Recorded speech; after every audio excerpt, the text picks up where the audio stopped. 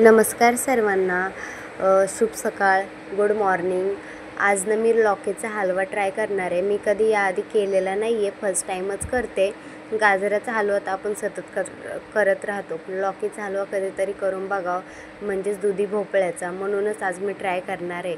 एक छोटंसं लौकी घेतलेलं आहे, कढईमध्ये तूप टाकून घेतलेलं आहे. मी छोटंसंच पॅकेट आणलं होतं 20 रुपयाचं, तेच कढईमध्ये टाकून घेतलं. त्यामध्ये ड्रायफ्रूट्स वगैरे कापून ठेवलेले आहे, तेच मी टाकणार आहे. बघा, ड्रायफ्रूट्स टाकले आहेत.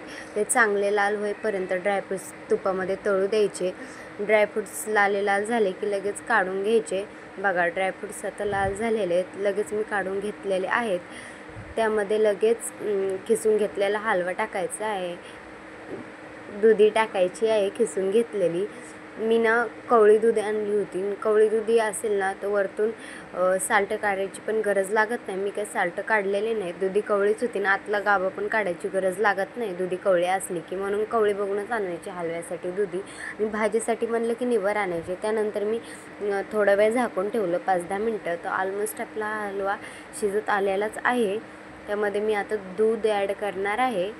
तुम्हाला जसं पातळ घट्ट हवं आहे त्यानुसार तुम्ही दूध टाकू शकता.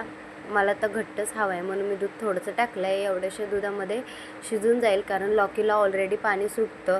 त्यानंतर मी हे दूध पावडर पण टाकलेलं आहे. दूध पावडरने अजूनच लौकीच्या हलव्याला चव येते, आणि गाजराच्या पण येते, तसं काय नाही, पण दूध पावडरने एकदम टेस्टच वेगळी येते.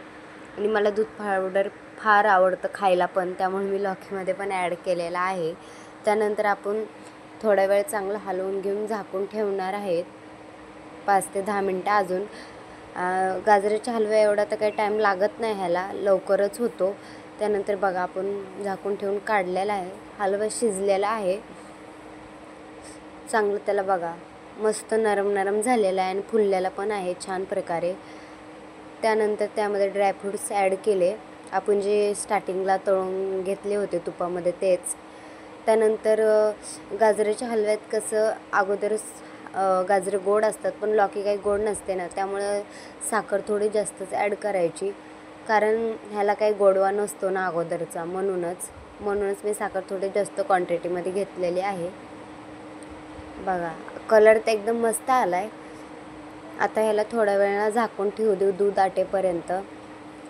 म्हणजे एकदम असं मला सुक्का आवडतो ना, पातळ नको वाटतो. म्हणूनच चला, मी अजून ह्याला 5 मिनटात आपण बघूया कसा होतो कसा नाही. तर मी झाकून ठेवलेला आहे इथे.